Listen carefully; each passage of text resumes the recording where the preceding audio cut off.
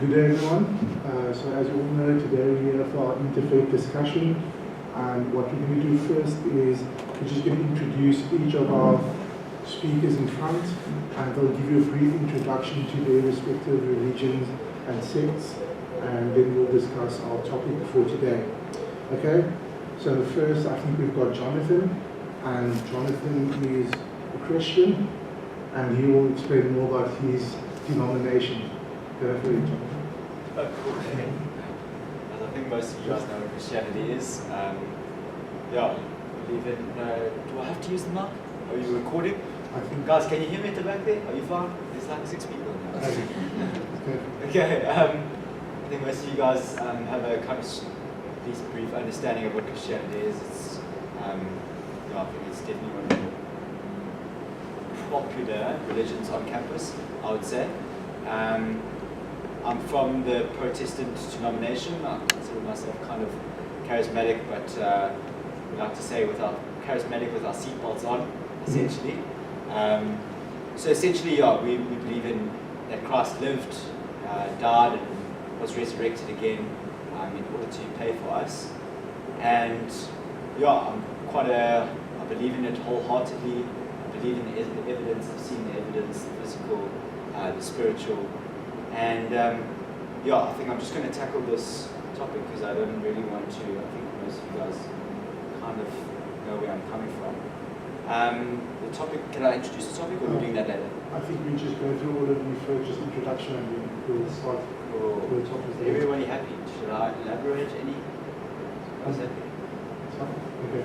And then our next speaker is William, and he's an Orthodox Jew, if I'm not mistaken.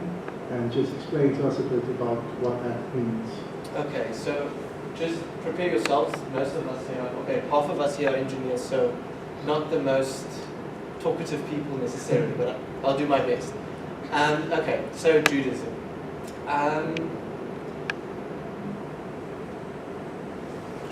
How to explain Judaism? It's a very complicated religion. Basically, at its most basic level, Judaism is belief in God. Single, one God. So, Judaism has something called the 13 Principles of Faith. And this was set out by a specific rabbi many, many years ago. And this is sort of, in my opinion, the easiest way to explain what Judaism is. So I'm not going to bore you and go through all 13 topics, but I'm just going to touch on sort of a couple of the main ones. So, if we look at the central prayer, shall I put it like this, of Judaism is something called the Shema. So this is directly from the Torah, so which is the Old Testament, well, not the whole Old Testament, the first 5 books of Moses, as you see in the Christian Bible. And it comes from, I think, Deuteronomy, don't ask me where, I can't remember. And so basically what it says is, Shema Yisrael Adonai Eloheinu Adonai Echad.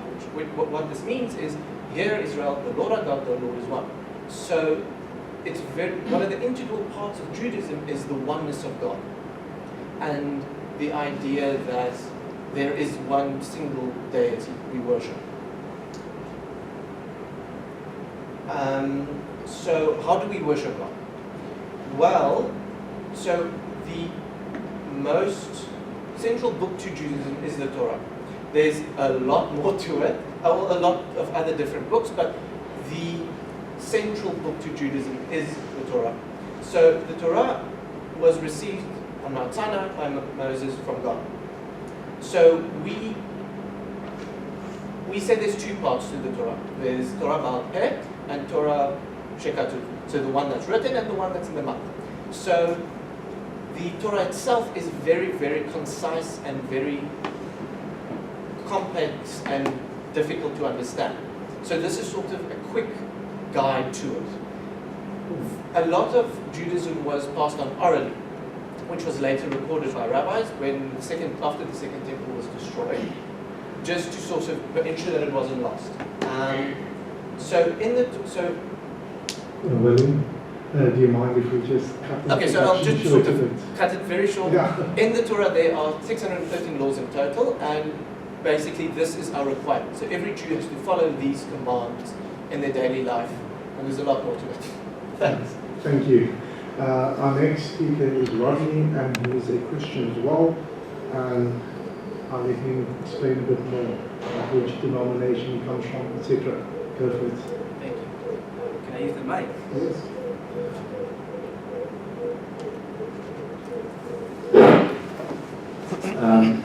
Okay, good afternoon, everyone.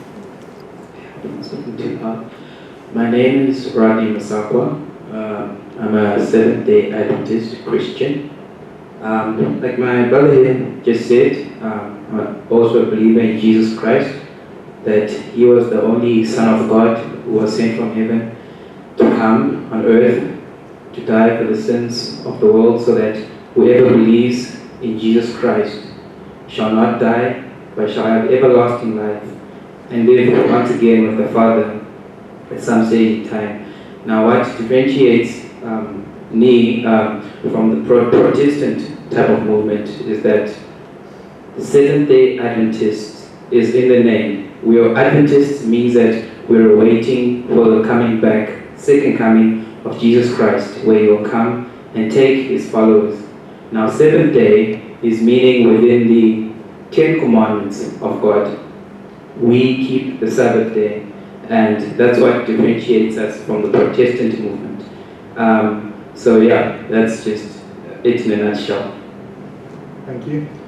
And then our last speaker is Zubair, and he's as a Muslim, and maybe give us a brief introduction to Islam.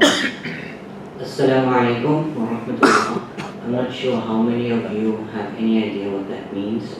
I think hopefully most of you. It simply means may the peace and blessings of God be upon you, or may the peace and mercy of God be upon you. So Islam in a nutshell deals with monotheism. It's essentially the belief in the absolute, unadulterated, undivided belief in God. We believe God is one, absolute. He cannot be divided in any way, any form, or any shape. And everything forms as a result of that. We believe that God is, or Allah is the one who created existence. We believe that He's the one who sustains existence. We believe that He sent messengers to humanity as a form of guidance. We believe that it started with Adam, then Adam, after that Noah, Abraham, Moses, Jesus, and then Muhammad. May the peace and blessings of God be upon all of them. What we also believe is that each and every single prophet or each and every single messenger came from God, came from the same God with the same concept of belief. So each and every single messenger, according to Islamic belief, is that each and every single messenger came from God and said that we should worship God in a particular way. However, what we do believe is that every messenger came with a certain set of laws, a certain set of rituals.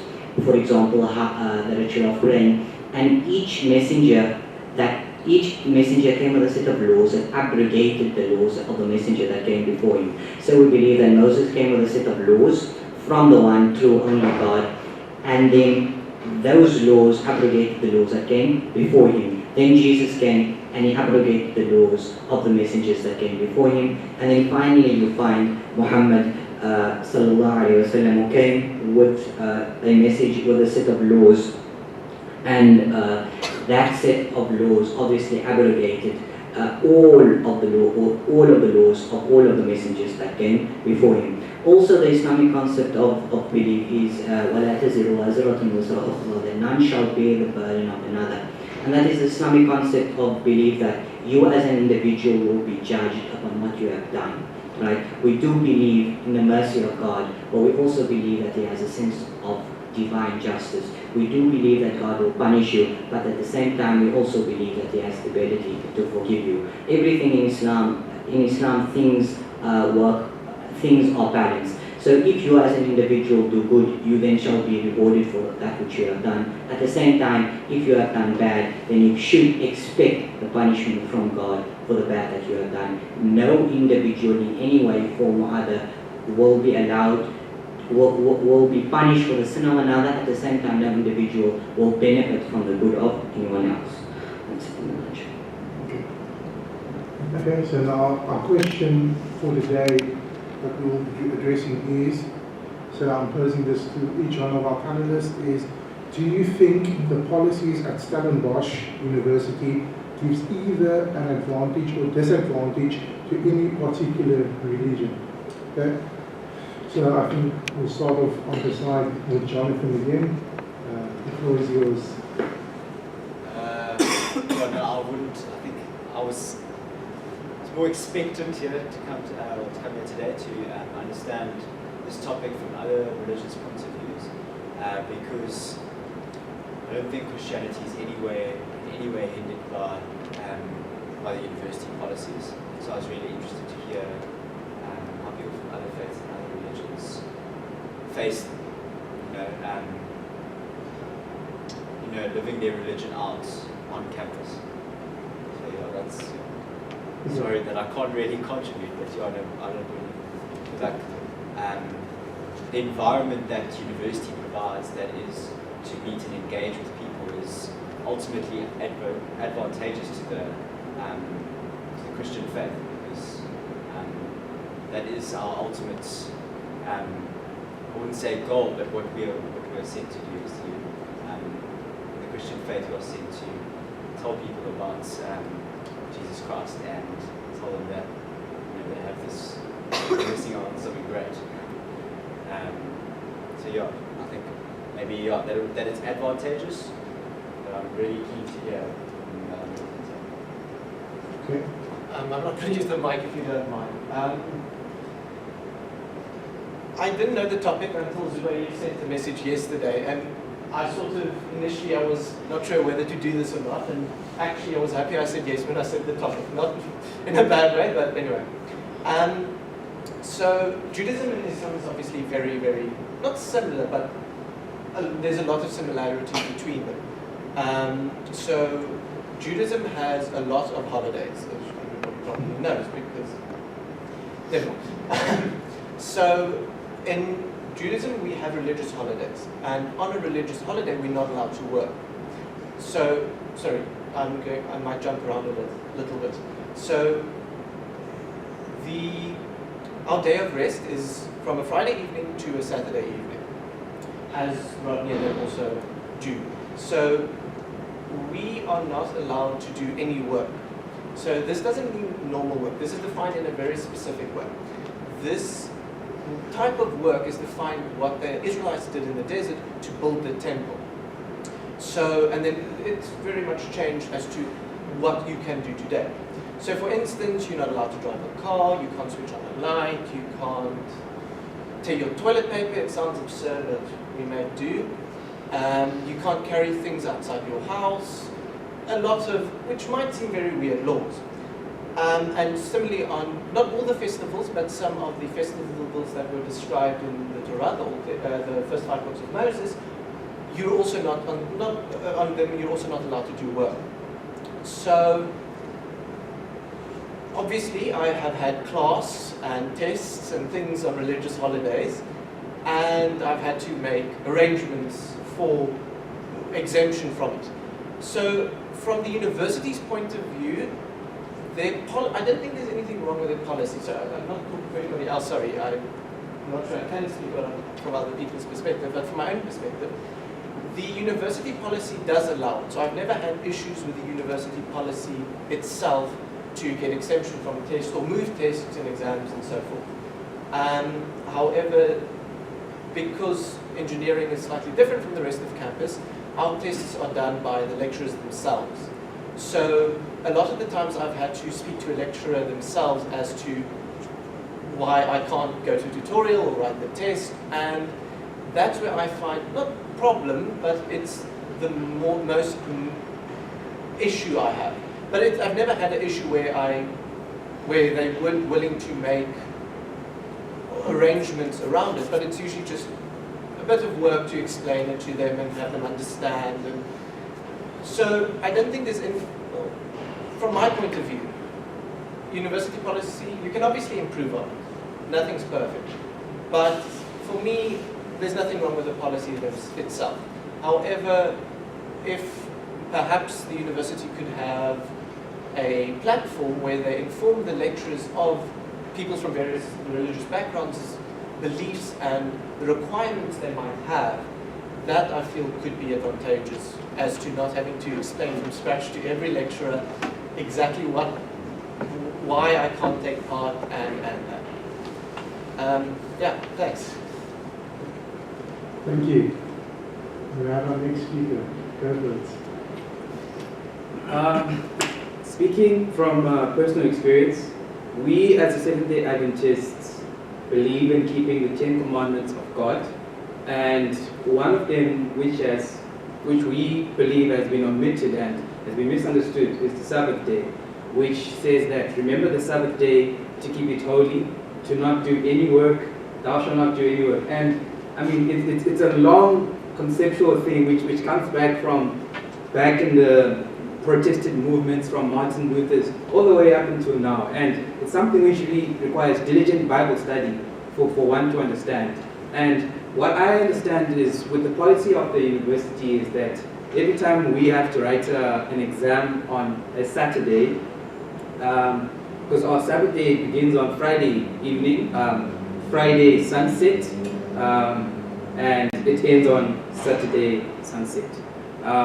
Primarily, I think that the fact that we have to actually go in isolation and be monitored on a Saturday, I'd say the university does a good thing by allowing us to not have to write on that day. But the disadvantage is the amount of time to study that is given.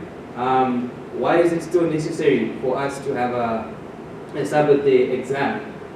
Some universities do not have this system where you have to write on a Saturday. So I think that the policy that is disadvantaging us is the fact that of having to write exams on Saturday. I think that's basically what I can say is the major policy. But with regards to interacting with people, the university has not put any infringements upon that. And yeah. Today? As a Muslim, obviously I believe that Islam is the truth, not a truth, the truth. So obviously I disagree with everyone here, granted. That is by definition what it means to believe. You cannot say you believe in a particular religious view and then say that you believe all other religions are equally valid. That's not the definition of belief. Belief means I believe my view is correct and everyone else's wrong. I mean, let's be honest here. We do live in a society where there's an attempt to equate different religions, but each and every single individual who does believe believes that every other single religion is wrong. However, having said that, the Quran also does say La ikraha fid-din, that there is no compulsion in religion. And I think perhaps Islam is the only religion that has such a statement within one of the holy texts. And so as a Muslim, I believe that the Christians and Jew over here, well there's only one, and Jew over here have every right to believe and practice what they want to, how they want to, when they want to, obviously within reasonable bounds, of course. I'm not going to accept, obviously within reasonable bounds. So I think one of the misunderstandings is that as a Muslim, I believe that others have a right to practice their religion because, not despite my religion. And I think it's perhaps only Islam that has that opinion. So obviously I'd want the entire university to be Islamic. But that's obviously not going to happen. Obviously for obvious reasons. And I'm not going to push for that for religious as well as practical reasons. This is not going to be an Islamic university. Just let's get over that point. This is a secular university. We do live in a secular country. That's just the reality of our situation. With regards to the policy of the university, I also do feel that it's relatively neutral. There isn't really issues regarding the practice of religion at campus. However, I've also found very much the same thing that William and Rodney found, that on a social level there's significant problems. I'll give you one example. When I came to Stellenbosch University, okay, it's changed somewhat now, but when I came to Stellenbosch University, there was only one place where I could find a proper halal menu. halal is any meal that is in accordance with the ethical dietary standards of a Muslim. So when I came to Stellenbosch, there was only one place where I could get a genuine halal meal. So obviously as a Muslim we have those types of issues. Another issue is the issue of a Sunday. As a Christian you have Sunday off, right? Obviously for you it's going to be slightly different. But as a Christian you have Sunday off. You also have Saturday off, right? But as a Muslim you don't have Friday off. So you find those types of issues that do come up. Another issue I've also found is that oftentimes there's between how can I say smack bang in the middle of when I need to pray. And when I have brought up the issue with the university, they have accommodated me. However, what I should say is that the issue is very much a social issue at the university. I'll give you one example. I've never ever found a lecturers I've been here for quite a few years, and I've probably written more tests than I can remember, which was during my prayer period, right? More tests than I can count on my fingers. But I've never ever had a lecturer say, is there anyone here who has prayer time during that period so that we can make arrangements? But I have heard lecturers saying, if you need to write on either Friday night or if you need to write on a Saturday morning, come to me, I'll speak to you and we can sort something out. So I think in terms of policy, I think the university is as neutral as can be expected. However, in terms of understanding of both the student body as well as the lecturers, I think we still need to go a long way. And I know one of the big issues is the issue of race at Stellenbosch University, and I prefer not bringing the issue of race into a discussion on religion because it could get volatile. But I do think the understanding of my religion is to a large extent, I'm generalizing here obviously, but is to a large extent defined by an individual's race. So if I go, for example, to a lecturer who is not white, I generally wouldn't have as much of an issue as if I go to a lecturer who is white. I'm not saying that every single white lecturer is going to give me an issue, but the only times I've had issues is when the lecturer was white. So I think that the issue of religion or religious exclusivity or religious tolerance cuts into many different social issues at the university, issue of class, issue of race, issue of status, etc., etc., etc. So that's my take on the religious issue. Are there any questions that anyone has for any of the panelists? Yes. Given what you just said now that we live in a very secular society, do you think there's a place for religion? Would anyone like to answer for me? Okay. Difficult as a Christian, because I honestly don't believe that Christianity is a religion. I believe that it's a way of life, it's a way of experiencing God, it's a relationship. It's so much more than a set of laws to be followed, a set of works to do. It's so much more than that. It's an experience, it's a relationship, and so perhaps then in our case, I actually don't believe that there is a place for religion.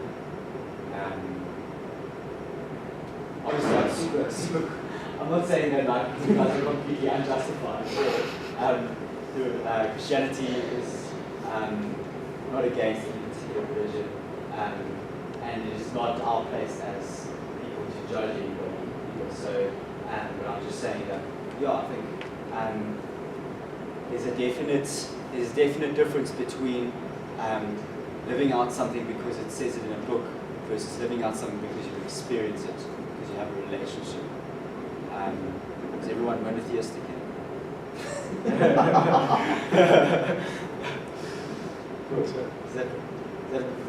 that count?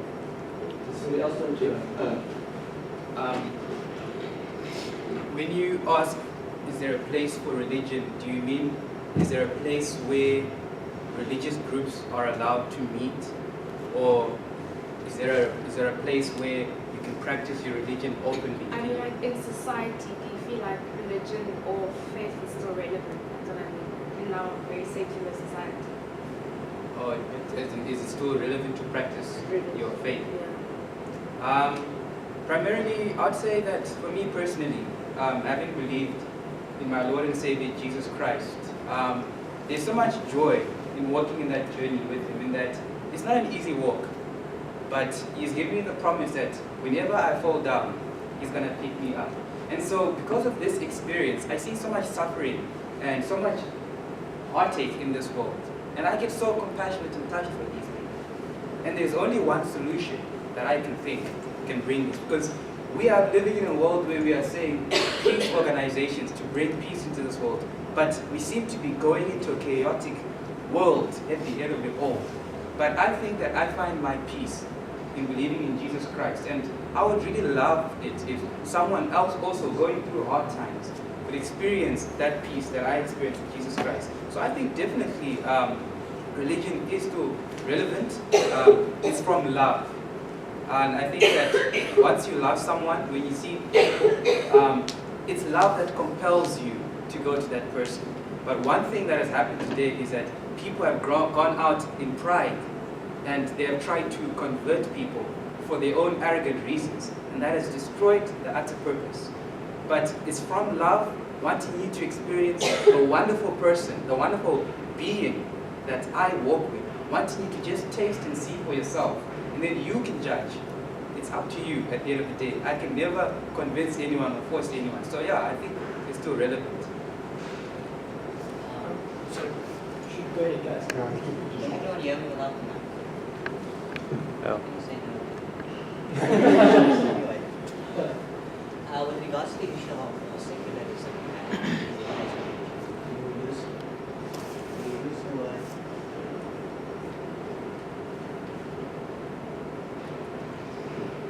Okay, looks like one person couldn't hear me. You use the word religion and faith interchangeably. Obviously, as I said, I believe that in Islam, and that should influence your life as a whole. Is there a way you can live in society without faith? I'm asking that question. Is there a way you can live in society without faith? Because I'd like to flip that question around.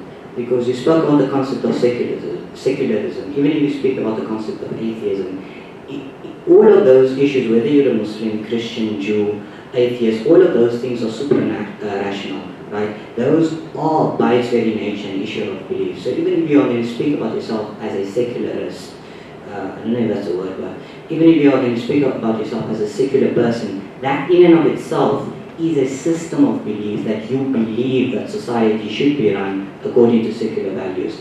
So do I think there's a place in society for belief and faith?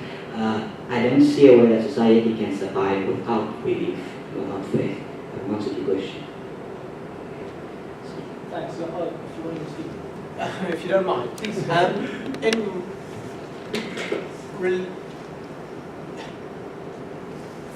I'm not sure about everybody else in the panel, but for myself, I base my morals based off my religion. And everybody has a set of morals. A lot of people who don't believe in anything or might base their morals off other things, maybe just the rules of the country or other things, but I don't think, is there a need for religion in society? Is there a place for religion in society? It depends on the people. Do the people want to align their moral values? And you're allowed to align your morals with anything. That's a democracy. So what do you want to align your morals with? So the choice to align your morals with anything you choose, I feel, is the most important thing.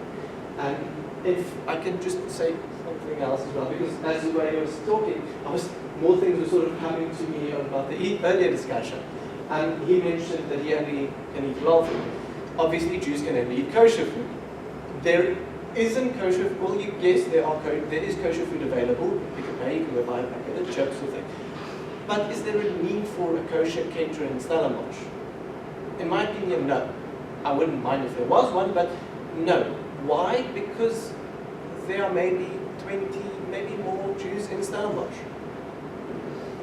Nobody's religious. So people won't come to Stellenbosch if they keep kosher. They'll make sure that they can keep kosher in Stellenbosch, and they'll definitely know what it involves. Or they're not religious. And one other thing Zubair also said which is other people's religion. So just sort of as a completely side note, Judaism is for Jews. Jews are required to believe in Judaism. But we don't believe that other people, non-Jews, are not required to believe in Judaism. Not that they will go to hell or something, no. Still have a good afterlife. And there is something called like the 7 Noahide laws. So we say if you're a non-Jew and you believe in the 7 Noahide laws, you will have a good afterlife.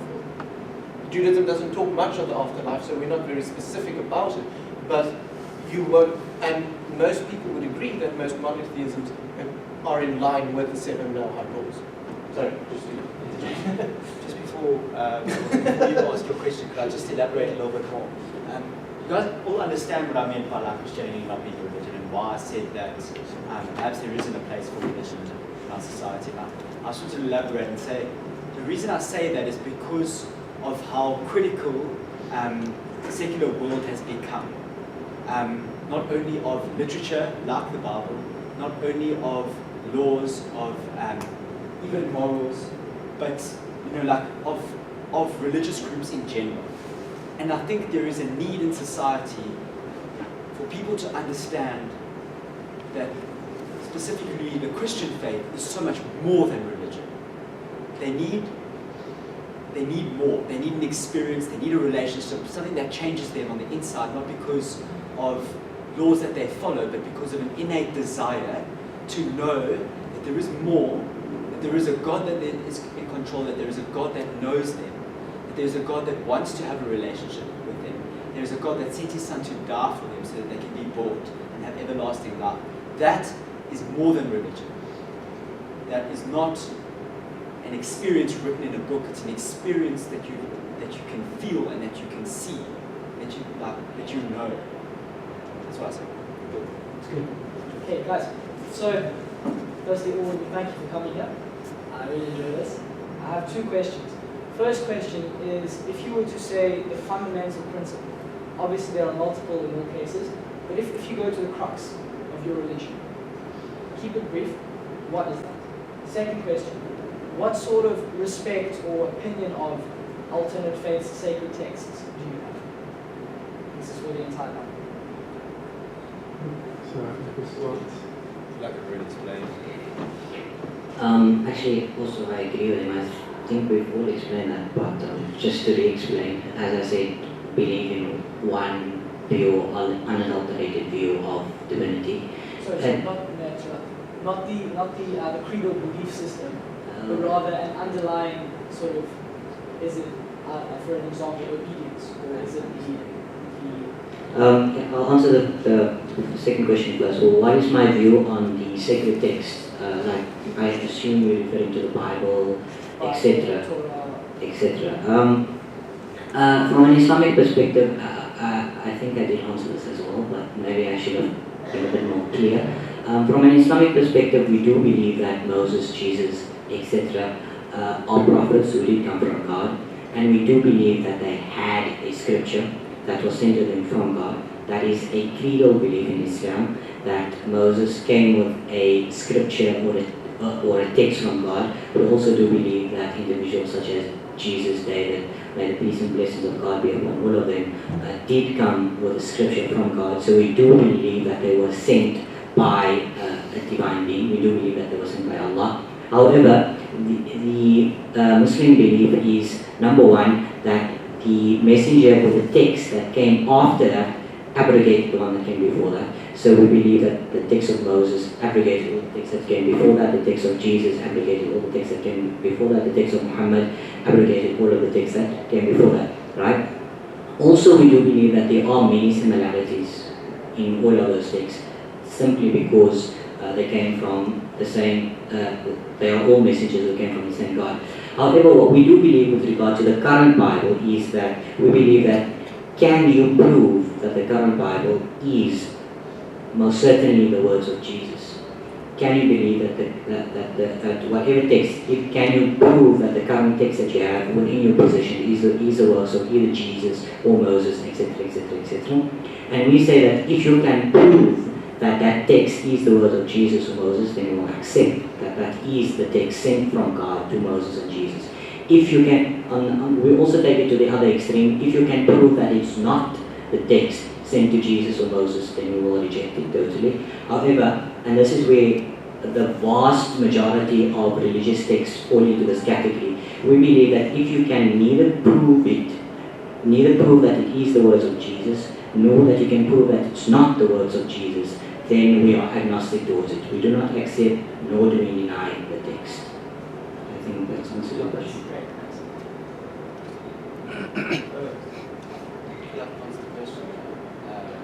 About the text. So your opinions towards the Quran, Torah, I'm saying it wrong guys, I apologize, but the alternative values. My opinion towards them as a Christian. Oh, okay.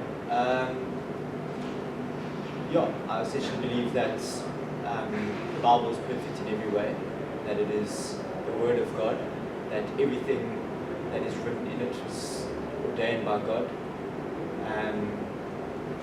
And yeah, I think I'm also going to mispronounce it. But yeah, I mean, the Torah is the 5 books of Moses, and that is included in the Bible. Obviously, we also include the New Testament, the text of Jesus. We don't have the text on Muhammad. I don't really know. So, I don't know. I'll rather give an answer from me personally, because I don't know how to answer your question otherwise. Just because I don't believe in the New Testament or the Quran or any other early book doesn't mean I'm going to go burn it or something. I still would treat it with respect. Maybe I don't believe in it, but other people believe in it. Your other question, I also don't know how to answer. Judaism encompasses your whole life, everything. So I can't say there's one specific underlying thing. It encompasses everything. Sorry, would you mind if I ask your name? Jordan. Yeah, could you just please repeat, because I know you asked 2 questions. The first one was based on what is the underlying principle within our religion, and then what was the second one? Your respect or opinion of alternate sacred texts. Oh, okay. I'll say the foundation of my religion is love. Loving your neighbor as you love yourself, loving God. I think that sums up everything. And then through loving God, you express obedience. For if you do not show obedience, then you are not loving. So if you love someone, you obey. And so the 10 commandments are the foundation of me as a Seventh-day Adventist. That's the core. The greatest being love your God with all your heart, with all your soul. And then the other one being love your neighbor. And the one which there's a lot of confusion around is the one of keeping the Sabbath day. That's what sets us apart. That's why we call the Seventh-day Adventist. We believe that God created the earth, and in 6 days, and on the 7th day, He rested. So you now get where 7th day comes from. On the 7th day, God rested, and you say that everyone else should rest on that day. It's not supposed to be a burdensome day. How people have made it to be. I experience so much joy. I look forward towards the Sabbath. When I get to rest, forget about all the things of this world, all the works, and just experience fellowship with my Savior. Now, with regard to believing in other texts, I believe that we all, as human beings, have been given the privilege of being able to judge everything for ourselves. I don't believe that someone can come to you and say that this is it, but I believe that you all have your own reasoning capacity of judging. And when it comes to the Bible, one thing that stands out for me in the Bible is, primarily as Seventh-day Adventists, we study the Bible diligently, and we look into prophecies, where we look at events that have been told by God that this will happen at this time, and after so many years, thousands and thousands of years, this will happen. And when I see that happening in the Bible, then I say the Bible does not need to prove itself, because events that happened thousands of years before they happened are happening. Then that just shows that there's a being who can see the end from the beginning, who has written these texts. So I believe that the Bible and the Bible alone is the Word of God. With regards to, Quran, the Old Testament, we believe that that's also the Word written from God. With regards to the Muslim text, what makes it interesting is it is all so intermingled amongst themselves. But I don't think I would have a right to say that, no, the texts are wrong. I would have a right to say that I personally stand firm to say that what is in the Bible has no need to defend for itself, because it's actually happened. And yeah, to me personally, it's true. I hope I've answered your question, Jordan. Thank you. Okay. Unfortunately, we've run out of time. I'd like to thank all our panelists for putting this time aside to come and address us, to enlighten us regarding their respective religions. And I wish them all of the best in the future, and hopefully we can have another one of these constructive conversations soon. Thank you to everyone that's here that put aside the time and sacrificed your lunch. We appreciate it, and we'll hopefully see you soon. Thank you.